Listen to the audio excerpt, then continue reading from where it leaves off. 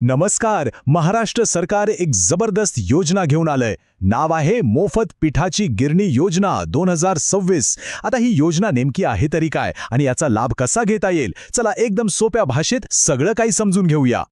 अनेकांना वाटतं की आपल्याच गावात राहून काहीतरी स्वतःचं काम सुरू करावं, बरोबर ना? पण बऱ्याचदा योग्य संधीच मिळत नाही आणि ही अडचण खास करून ग्रामीण भागात तर खूपच जास्त जाणवते. पण थांबा, आता याच समस्येवर एक मस्त उपाय समोर आला आहे.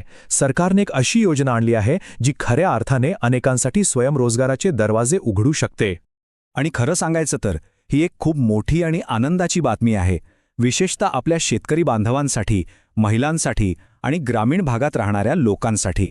तर ही मोफत पिठाची गिरणी योजना आहे तरी काय?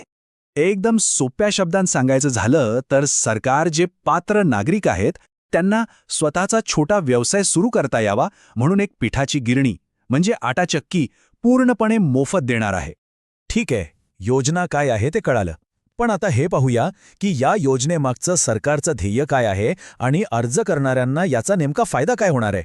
हे बघा, या योजनेचा उद्देश फक्त एक मशीन देण्यापुरतं मर्यादित नाहीये. नाही, याच्यामागे खूप मोठा विचार आहे. तो म्हणजे ग्रामीण भागातील महिलांना सक्षम बनवणं, त्यांना घरबसल्या उत्पन्नाचं साधन उपलब्ध करून देणं आणि त्यातून छोट्या छोट्या व्यवसायांना चालना देणं. आणि हो, आर्थिक फायद्याचं काय तर तोही खूप मोठा आहे. विचार करा, या योजनेच्या लाभार्थ्यांना दर महिन्याला साधारणपणे 10 ते 20 हजार रुपयांपर्यंत कमाई करण्याची संधी मिळू शकते. हा खरंच एक खूप महत्त्वाचा मुद्दा आहे, नाही का? बरं, मग लाभार्थ्याला नक्की काय काय मिळतं तर ऐका. एक पूर्णपणे मोफत पिठाची गिरणी, तिच्यासोबत लागणारी 2 ते 3 HP मोटर आणि गिरणी चालवण्यासाठी जे काही बेसिक साहित्य लागतं ते सगळं.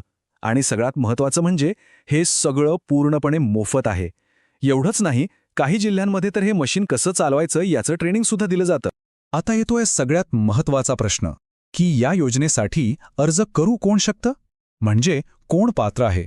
चला, आता आपण पात्रतेचे निकष व्यवस्थित बघूया, म्हणजे सगळं काही स्पष्ट होईल. तर ही योजना समाजातील बऱ्याच घटकांसाठी आहे, जसं की BPL कार्ड धारक म्हणजे दारिद्र्य रेषेखालील कुटुंबे, महिला बचत गट, गावाकडचे तरुण तरुणी, शेतकरी कुटुंबे आणि हो, अनुसूचित जाती, अनुसूचित जमाती आणि इतर मागासवर्गीय सदस्यसुद्धा यासाठी अर्ज करू शकतात. आणि ही संधी फक्त काही ठराविक जिल्ह्यांसाठी नाहीये, तर संपूर्ण महाराष्ट्रासाठी आहे. म्हणजे अहमदनगर असो, पुणे असो, नागपूर असो किंवा महाराष्ट्रातला कोणताही जिल्हा, सर्व 36 जिल्ह्यांमधले पात्र रहिवासी या योजनेसाठी अर्ज करू शकतात. ओके, पात्रता समजली. आता वळूया सगळ्यात प्रॅक्टिकल भागाकडे, तो म्हणजे अर्ज करायचा कसा. घाबरू नका, ही प्रक्रिया आपण अगदी सोप्या टप्प्यांमध्ये समजून घेऊ. पण अर्ज करण्याआधी एक छोटी तयारी करावी लागेल. काही महत्त्वाची कागदपत्रे आहेत, ती जवळ तयार ठेवावी लागतील. यात काय काय लागतं तर Aadhaar card, ration card, passport size photo, जातीचा दाखला जर लागू असेल तर, बँक पासबुक, रहिवासी असल्याचा पुरावा आणि हो, एक चालू मोबाईल नंबर. आता अर्ज करण्यासाठी 2 सोपे मार्ग आहेत. पहिला म्हणजे ऑनलाईन, तुम्ही घर बसल्या अधिकृत सरकारी वेबसाईटवरून अर्ज करू शकता. आणि दुसरा मार्ग आहे ऑफलाईन, म्हणजे तुम्ही जवळच्या पंचायत समिती किंवा जिल्हा परिषद कार्यालयात जाऊन फॉर्म भरून जमा करू शकता. सोपं आहे की नाही? समजा ऑनलाईन अर्ज करायचा ठरवलं तर प्रक्रिया अगदीच सोपी आहे. बघा, फक्त अधिकृत वेबसाईटवर जायचं, तिथे मोफत पिठाची गिरणी योजना 2026 हा पर्याय निवडायचा, तुमची सगळी माहिती बरोबर भरायची, जी कागदपत्र आपण बघितली ती स्कॅन करून अपलोड करायची आणि बस फॉर्म सबमिट करायचा. आणि हो, एक गोष्ट लक्षात ठेवा, फॉर्म सबमिट केल्यावर जी काही पावती किंवा कन्फर्मेशन मिळेल ना, ते जपून ठेवायचं. या योजनेचं एक वेळापत्रक सुद्धा आहे, ते लक्षात घ्या.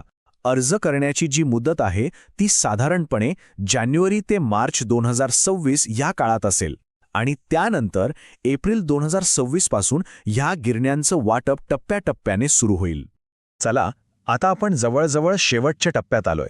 पण हा भाग महत्त्वाचा आहे, कारण यात अनेकांच्या मनात येणाऱ्या एका प्रश्नाचं उत्तर आहे आणि सोबत एक विचारही आहे. आता इतकं सगळं ऐकल्यावर मनात एक प्रश्न नक्कीच आला असेल की ही पिठाची गिरणी खरंच पूर्णपणे मोफत आहे का, की यात काहीतरी छुपी अट आहे? तर या प्रश्नाचं उत्तर आहे होय, ही गिरणी 100% मोफत आहे. सरकारकडून यासाठी पूर्णपणे अनुदान दिलं जातं. त्यामुळे लाभार्थ्याला यासाठी एकही रुपया खर्च करावा लागत नाही. ती पूर्णपणे विनामूल्य मिळते. तर बघा, सरकार आपल्या दारात एक सुवर्ण संधी घेऊन आला आहे. आता प्रश्न फक्त एकच आहे, या संधीचं सोनं करून स्वयंरोजगाराच्या दिशेने एक दमदार पाऊल टाकायचं की नाही?